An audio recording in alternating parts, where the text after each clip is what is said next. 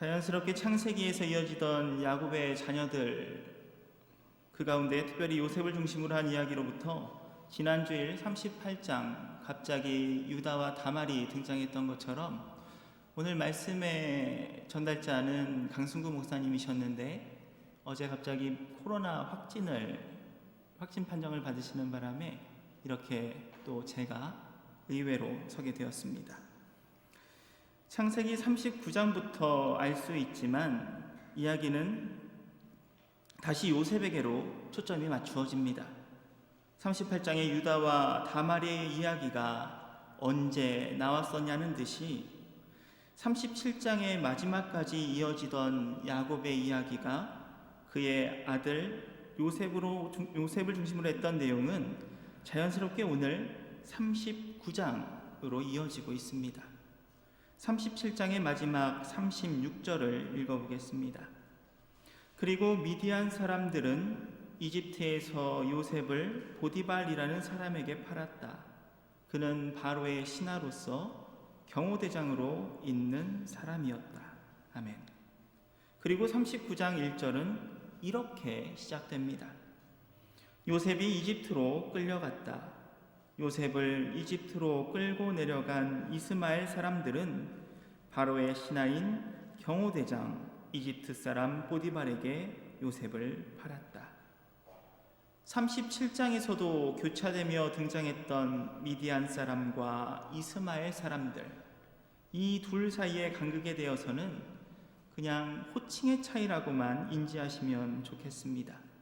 중요한 것은 37장의 마지막과 39장의 시작에 등장하는 요셉을 산 보디발이라는 인물이 이 두 장을 이어주는 키워드가 되지요. 38장이 성경에서 사라지더라도 성경을 읽는 데에는 아무런 제한이 없습니다. 오늘 본문의 시작에 등장하는 이 보디발은 이집트 사람이었지요. 이집트는 창세기 12장 아브라함이 기근 가운데 찾았던 나라로 처음 성경에 등장합니다. 창세기의 족장들은 물론이고 이어지는 모세의 출애굽기와 구약 전반적으로 이집트는 성경 이야기의 중요한 한 축인 것을 부정할 수 없습니다. 좋든 싫든 우리나라의 역사 속에서 중국의 상황에 따라 많은 영향을 받았던 것처럼 말입니다. 성경에 등장하는 이집트를 한마디로 표현하면 대국입니다. 힘이 있는 큰 나라, 왕인 바로가 신의 권능을 가진 일종의 신정 통치를 하는 막강한 권력을 가진, 그리고 나일강을 중심으로 한 풍요로운 농경, 그로 인한 부유함과 강한 국방력, 문화 등 무엇 하나 부족할 것이 없는 나라로 표현되곤 합니다. 땅도 없이 유목 생활을 하며 힘있는 지도자는 찾아보기 힘들었던, 변변하지 못했던 이스라엘의 모습과는 대조되는 나라로 등장하지요. 그런 큰 나라에 오늘 요셉이 끌려가게 된 겁니다. 가인과 아벨로부터 시작해서 야곱과 에서의 사이를 거쳐 끊이지 않는 성경 속 형제 간의 불화는 결국 사람이 신의 역할을 하는 대제국의 형제들로부터 팔려간 초라한 이스라엘의 한 아이라는 지경까지 다다르게 되었습니다. 이 초라한 요셉을 거둔 사람이 바로 보디발이라는 사람이지요. 바로의 신하 경호대장입니다. 여기서 신하로 번역된 사라스라는 말은 거세하다라는 어원에서 온 말로 내시라고 이 보디발을 볼 수도 있습니다. 우리나라 사극에서도 볼 수 있는 환관 말입니다. 왕의 곁에서 왕에게 참모 역할을 하고 왕을 돕는 역할이지요. 그러나 보디발은 우리나라 사극에 나오는 그런 가녀린 환관과는 조금 다른 이미지로 보입니다. 그의 직위가 경호대장이었기 때문입니다. 원어로 보면 사형집행인의 대장이라는 무시무시한 의미도 이 경호대장이라는 말 속에는 들어있기 때문입니다. 게다가 이 보디발이라는 이름도 태양신 라라는 신이 주신 자라는 뜻을 가지고 있습니다. 더하다라는 의미를 가지고 있지만 무엇 하나 가지고 있지 않은 요셉과 막강한 나라에 무시무시한 힘을 가지고 있는 보디발, 이 둘의 상반된 모습이 그려지시지요. 요셉의 처한 상황에서는 그 무엇도 희망할 수 있는 것이 없었을 것입니다. 그런데 본문에 이어지는 2절 말씀을 봅니다.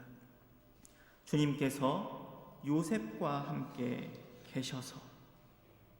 요셉이 처한 상황은 막장 드라마보다 더한 상황입니다. 그저 납치된 것이 아니라 형제들에게 팔려 먼 타국까지 왔습니다. 무엇 하나 의지할 것이 없지요. 그런데 성경은 그런 모든 상황을 넘어서는 위로를 건네고 있는 겁니다. 주님께서 함께 계셔서 요셉을 돌보셨다. 여기서 함께 계시다는 말은 단순히 요셉의 머리 위에 수호천사처럼 떠 계신 것이 아니라 하나님께서 요셉과 한 걸음 한 걸음 동행했다라고 읽는 게 더 적합합니다. 게다가 주어는 2절의 시작에서처럼 바로 주님께서입니다. 주님께서 요셉의 삶을 인도해 주셨다라는 의미인 것이죠.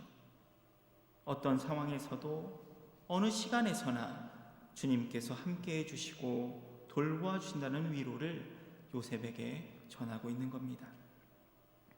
그 사실을 믿음으로 요셉은 보디발의 집에서 살아갈 수 있었으리라고 저는 생각합니다. 그리고 그 믿음은 바로 현실로 드러나게 되지요. 3절은 요셉의 주인 보디발이 요셉의 주님을 알아보았다라는 내용이 등장합니다. 요셉이 하는 일마다 요셉이 잘 되게 만들어주신 주님이 계시다는 것을 보디발이 알았다는 거예요. 보디발은 여호와 하나님을 섬기는 사람은 아니었지만 요셉을 통해 하나님을 경험하게 됩니다.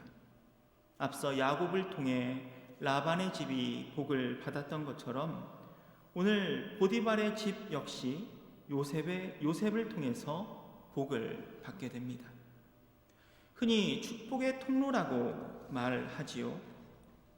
하나님과 세상 사이에 위치한 신앙인의 모습이 어떠해야 하는지를 보여주고 있다고 저는 믿습니다. 오늘 본문의 3절 마지막에 알았다라고 쓰인 와야르라는 동사는 단순히 그렇구나라는 정도가 아니라 자신이 직접 체험한 것, 눈으로 직접 보았던 것을 말하는 그러한 확신을 의미합니다. 요셉을 인도하시는 하나님이 계신다. 거의 고백 직전의 단계를 보디발은 가고 있는 것이죠.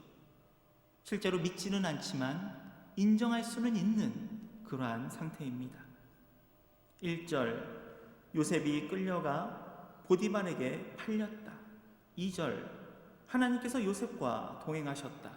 그리고 3절, 보디발은 요셉의 하나님을 인정하게 되었다. 좌절과 낭망으로 점철된 요셉의 이야기가 단 3절 만에 급속도로 바뀌어가고 있는 것을 우리는 볼 수 있습니다. 이어지는 4절은 어떻습니까? 보디발은 요셉을 신복으로 삼고 모든 것을 맡겼다라는 거예요. 더 이상 요셉은 저 먼 나라에서 끌려온 초라하고 남루한 모습이 아닙니다. 어떻게 이런 일이 있을 수 있었습니까? 주님께서 함께 계셔서입니다. 오늘 말씀만이 아니라 복음서를 거쳐 모든 핍박받았던 초대교회까지 하나님께서 함께 하시는 것만이 우리를 돌보아 주신다라는 것, 그것을 기억하시기 원합니다. 앞서도 하나님께서 함께 해주신 이들의 범사가 잘 풀렸던 것을 보았었지요.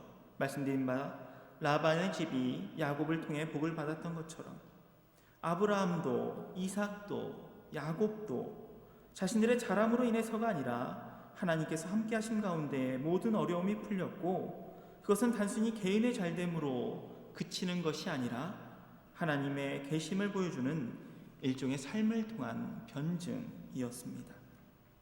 오늘 요셉의 이야기는 한 걸음 더 나아갑니다. 축복의 통로라고 말했던 하나님과 세상 사이에 위치한 신앙인의 모습이 어떠한 영향을 끼치는지에 대한 모습입니다. 신앙인의 복은 하나님으로 인해 이루어지는 것이고, 세상의 복은 신앙인으로 인해 이루어져야 한다는 말씀이지요. 하늘에서부터 뚝 떨어지는 하나님의 복이 아닙니다. 오늘 본문 3절에 나오는 요셉이 하는 일마다 잘 되었다라는 것은 하나님께서 요셉을 대신해서 빨래, 청소, 요리 이러한 것들을 대신해 주셨다라는 이야기가 아니었을 것입니다. 하나님과 동행하는 삶은 게으를 수 없음을 전제한다고 저는 믿습니다. 요셉의 성실함으로 이루어진 그 결과와 하나님께서 돌보신 요셉의 미래는 이미 같을 수밖에 없다라는 것이죠. 이와 마찬가지로 세상이 얻는 복 역시 하늘에서 하나님이 뿌리는 돈을 얻는 것일 수 없습니다. 하나님 없이도 잘 살 수 있다라는 세상을 향해, 아니 하나님이 계셔야만 잘 살 수 있다고 삶으로 보이고 증명하는 것, 그것이 무엇이 잘 사는 것인지조차 모르는 세상을 향한 복이라는 것이죠. 이것은 요셉의 어머니 라헬의 과거와 상반된 모습이기도 합니다. 라헬은 야곱의 어여쁜 아내이자 요셉의 어머니였지만 세상의 재물을 얻기 위해 아버지의 드라빔, 우상을 취한 욕심이 있는 사람이었습니다. 그 드라빔을 통해 실제 재물을 얻었는지 성경은 관심하지도 드러내지도 않습니다. 그 이후로 라헬과 드라빔의 관계를 전혀 보여주지 않지요. 다만 이후 사사기를 거쳐 스가랴서까지 등장하는 이 드라빔이라는 존재는 부의 상징이 아닌 헛된 우상으로 성경에 등장할 뿐입니다. 성경이 말하는 복은 재물이 아니라는 것이죠. 부를 얻을 수 있지만 그것은 하나님의 복의 본질이 아닌 부수적인 것이라는 겁니다. 오늘 본문 5절에 나오는 보디발의 집이 얻은 복을 소유로 착각하면 닿을 수 있는 많이 가짐, 더 많이 가짐, 다 가짐에 대한 이야기는 오늘 본문 6절과 7절 이후에서 확인할 수 있습니다. 요셉에게 잘 대하자 보디발의 소유가 늘어나게 됩니다. 보디발은 그것에 충분히 만족하지요. 요셉을 잘 대하니까 나의 소유가 늘어나는구나. 더 많은 소유를 얻기 위해 더 많은 권리를 주어야지. 보디발은 요셉에게 더 많은 권한을 주지 않습니다. 반대로 모든 것을 관리하게 하고 단 한 가지, 먹거리에만 주의를 주는, 그러니까 전권을 허락하죠. 전적인 신뢰입니다.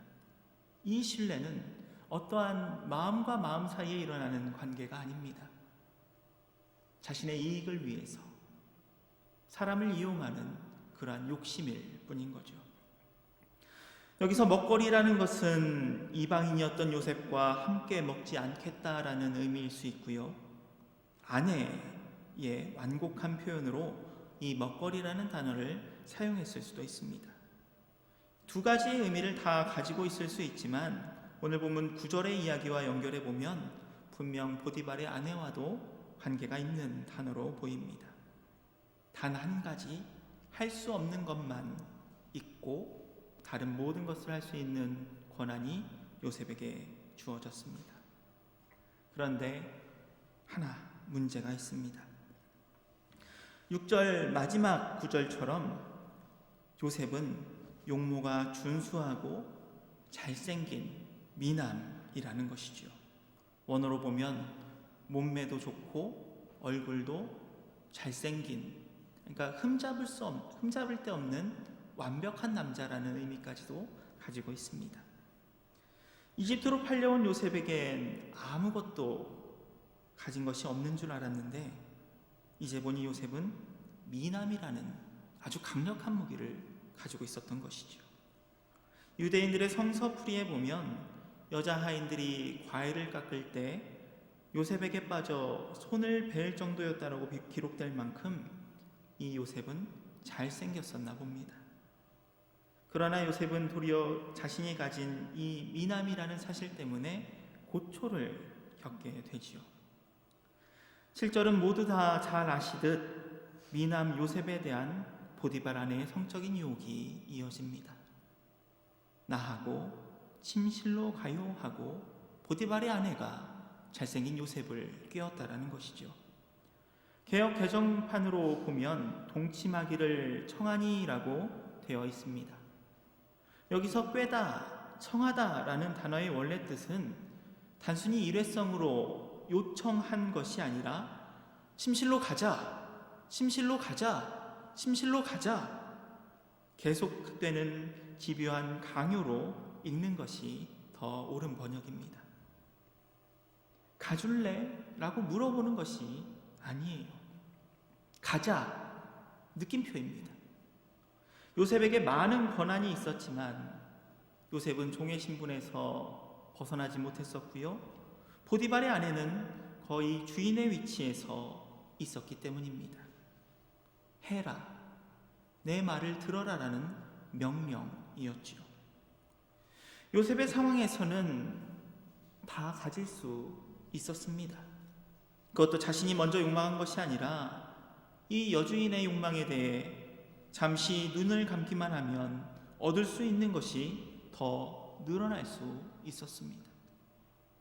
주인이 허락했던 이것 하나만 빼고 다 가질 수 있었던 그 권한에서 정말 무엇 하나 빼놓지 않고 다 가질 수 있었던 유혹이 요셉에게 있었다라는 것이지요. 그러나 요셉은 하나님과 동행하는 사람이었습니다. 거의 다 가진 이가 다 가진 것을 욕망하는 세상과는 다른 사람이었다라는 것이죠. 소유, 여기에서는 성적인 욕망이었겠지요. 그러한 것을 복이라고 생각하지 않습니다. 그래서 여주인의 유혹을 단호하게 거절합니다. 주인 보디발이 집안에 있는 모든 것을 마음대로 하되 아내만큼은 마음대로 하지 못하게 했다라는 그 이유, 그 충성 때문이었지요. 다 알 수 있지만 단 한 가지 해서는 안 되는 것, 마치 낙원에서의 유혹과 같은 이 위임에 요셉은 첫사람과는 다른 선택을 했다는 겁니다. 유혹에 빠지지 않아요. 취하지 않습니다. 갖기를 포기합니다. 9절의 하반절입니다. 나의 주인께서 나의 마음대로 하지 못하게 한 것은 한 가지뿐입니다. 그것은 마님입니다. 마님은 주인 어른의 부인이시기 때문입니다. 그런데 내가 어찌 이런 나쁜 일을 저질러서 하나님을 거역하는 죄를 지을 수 있겠습니까? 자신을 선대했던 보디발의 선대에 대한 신뢰에 대한 응답입니다. 이와 함께 자신과 함께 하시는 하나님의 보호하심에 대한 응답이기도 하지요.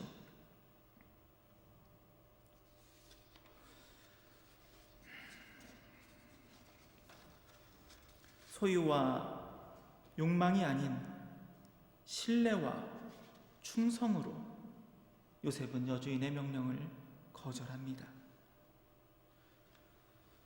본문 10절을 보면 요셉의 대답에도 불구하고 주인의 아내는 날마다 요셉에게 동침할 것을 명령합니다. 이제 요셉은 침실만이 아니라 여주인의 근처에 가는 것조차 멀리하게 됩니다. 전적인 차단인 것이죠.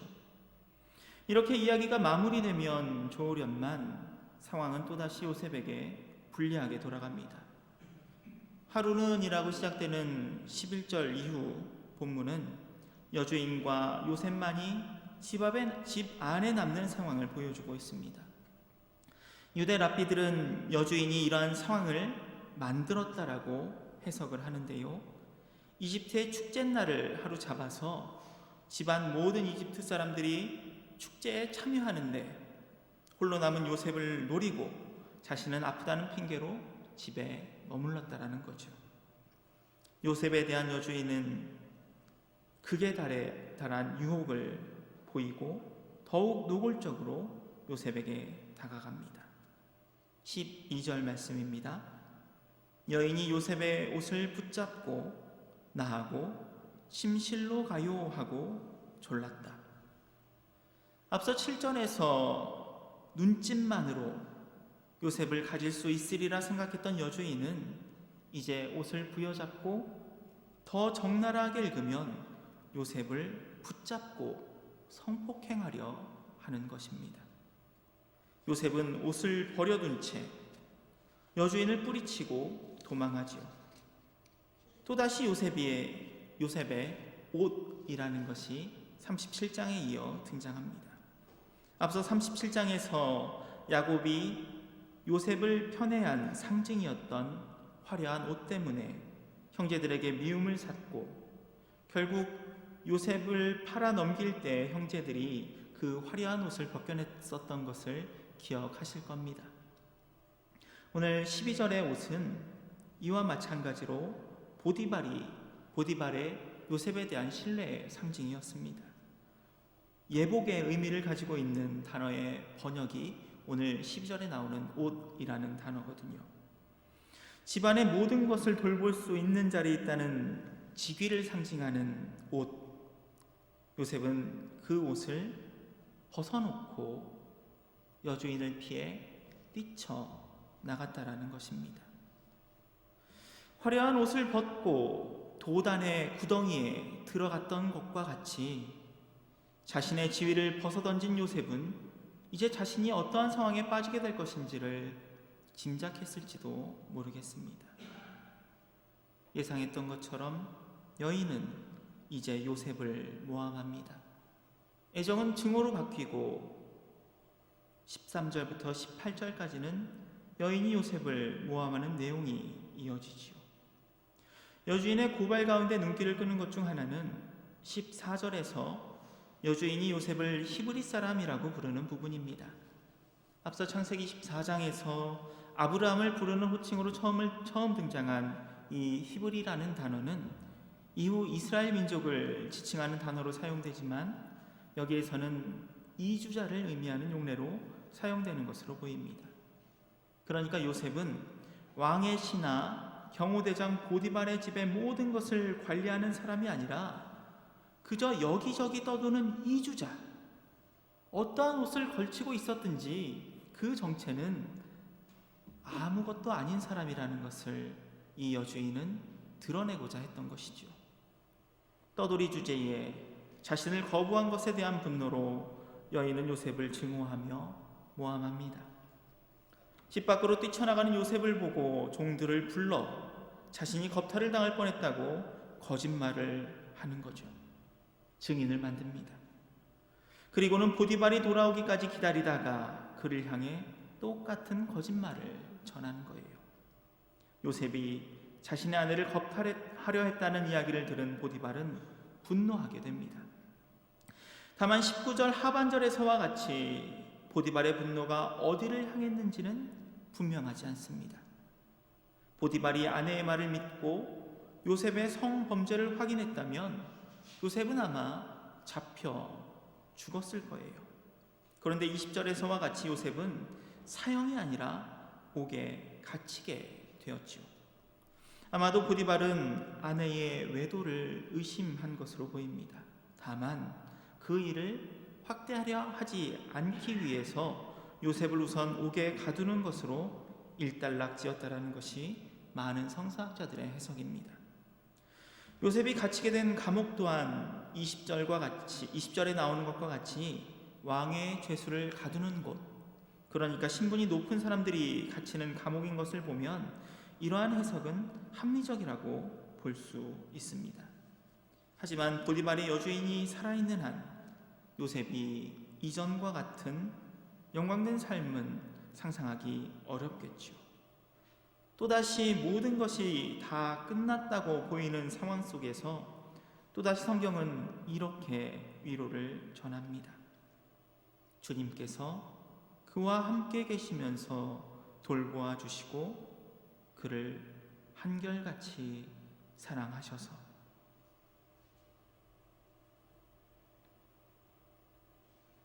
하나님의 동행하심 가운데 요셉은 감옥 안에서 또다시 간수장의 눈에 들게 됩니다. 그리고 마치 보디발의 집에서와 같이 간수장은 감옥 안의 모든 죄수와 사건들을 요셉이 관리하게 했다고 오늘 본문 22절은 기록하고 있습니다. 어떻게 이런 일이 일어날 수 있었을까요? 본문 마지막 23절은 다시 한번 이렇게 우리에게 전합니다. 주님께서 함께 계시기 때문이며 주님께서 돌보셔서 모든 일이 다 잘 되게 해주셨기 때문에. 사랑하는 여러분, 오늘 요셉의 이야기가 오늘 우리에게 무슨 의미가 있을까요? 보디발의 집에서 그리고 감옥 간수장의 모습에서 볼 수 있듯 하나님께서는 이스라엘 안에서 이스라엘에게만 역사하시는 분은 아니라는 겁니다. 때로 누군가 이스라엘 사막의 신을 지구 반대편에 있는 우리가 믿을 이유가 어디에 있냐고 묻곤 합니다. 그러나 성경의 하나님은 어느 한 지역의 지역적인 신으로 등장하지 않습니다. 천지를 창조하신 분, 한 사람을 통해 모든 민족에게까지 주님이 되신다고 약속하신 분, 그분이 우리가 믿는 하나님이지요. 이스라엘의 이러한 믿음과 고백은 오늘 본문을 포함한 창세기 곳곳에 드러나 있습니다. 창세기의 여러 이야기들이 오늘 우리가 보는 성경으로 완성되기까지 구전으로 전해지던 이야기들이 잘 종합되는 과정을 거쳐 왔음을 알고 계시지요. 그 과정 중 아주 많은 영향을 끼친 것이 이스라엘이 망해 바벨론의 포로로 갔던 시절이었습니다. 실제 오늘 본문에 사용된 옥이라는 단어에는 사로잡혀서 꼼짝할 수 없는 포로의 의미도 가지고 있었습니다.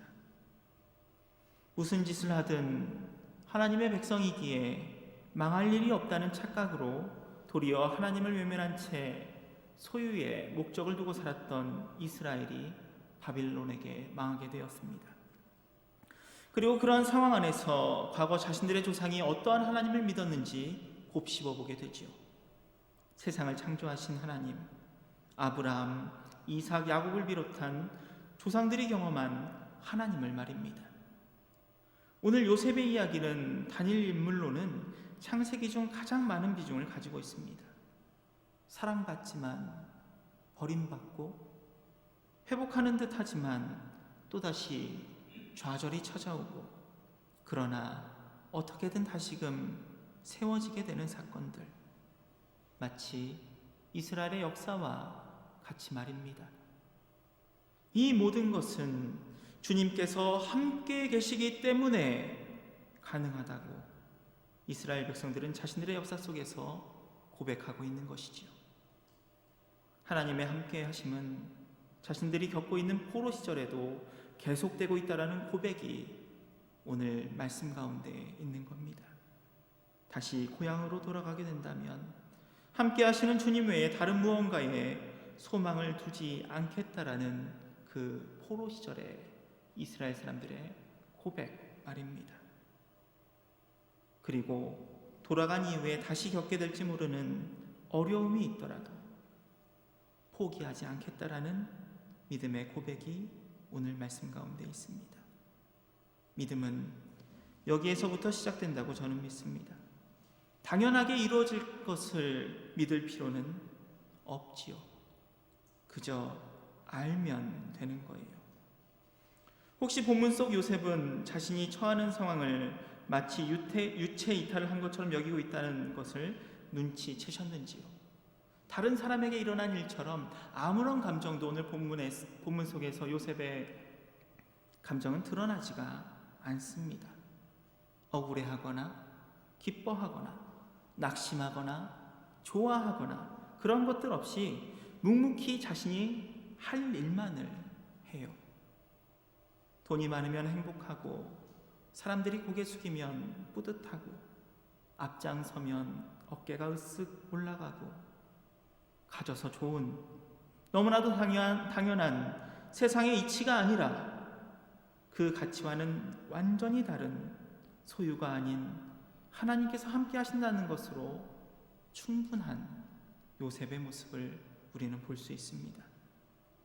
더 이상 화려한 옷, 높은 직위의 옷을 걸치지 않아도 있는 그대로 아무것도 아닌 희부리라도 하나님께서 자신을 귀하게 여기신다는 것을 믿는 사람이 요셉이었기 때문입니다.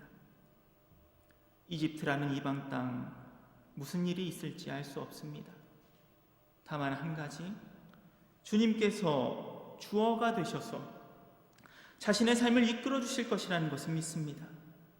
앞서 많은 믿음의 조상들과 같이 요셉 역시 상황을 넘어선 믿음, 그 안에서 하나님의 역사가 이루어짐을 살아낸 사람이라는 것이죠.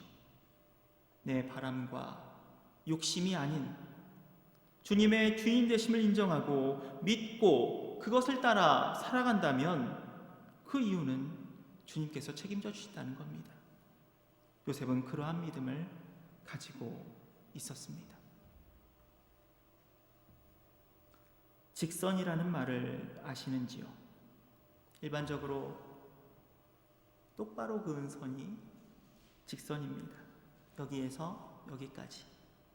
그런데 엄밀히 말하면 이거는 직선이 아니라 선분이라고 불러야 합니다. 시작과 끝이 정해져 있는 것이죠. 이에 반해 직선은 어떻습니까? 두 점 사이를 지나는 양쪽으로 끝없이 이어지는 늘어지는 선을 말합니다. 끝이 없는 선. 믿음은 우리의 삶을 태어남으로부터 죽음까지 두 점 사이에 선분으로 보는 것이 아니라 그 양끝을 이어 태초부터 영원까지 보는 관점에 있다고 저는 생각합니다. 태초부터 주님께서 보여주신 역사 속 주님의 역사, 그것은 한치 다름없이 그 믿음의 직선 위에 오롯이 찍혀 시간부터 영원까지 우리가 소망할 수 있도록 인도해 줍니다. 언제나 임마누엘 주님의 함께하심을 굳게 믿으며 믿음으로 오늘을 살아가는 저와 여러분이 되시기를 소원합니다. 함께 침묵으로 기도드리겠습니다.